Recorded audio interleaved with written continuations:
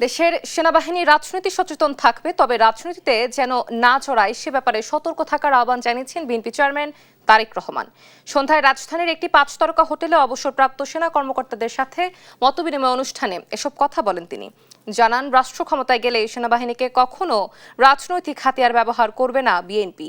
এ সময় 2009 সালে পিলখানা হত্যাকাণ্ড পরিকল্পিত দাবি করে দিনটিকে শোক দিবস হিসেবে পালনের কথা জানান তারেক রহমান।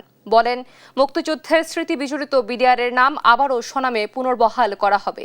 এই মতবিনিময় সভায় আরও উপস্থিত ছিলেন ডাক্তার জুবাইদা রহমান, সাবেক 3 বাহিনীর প্রধান সহ অবসরপ্রাপ্ত সামরিক কর্মকর্তা তাদের পরিবারের সদস্যরা। বিএনপি রাষ্ট্র পরিচালনার দায়িত্ব পেলে মুক্তিযুদ্ধের স্মৃতি বিজড়িত বিডিআরের নাম পুনর্বহাল করতে চাই আমরা। জনগণের রায় বাংলাদেশ জাতীয়তাবাদী দল সরকার গঠনে সক্ষম হলে সেনাবাহিনীকে অবশ্যই কোনোভাবেই রাজনৈতিক স্বার্থে ব্যবহার করতে দেওয়া হবে না।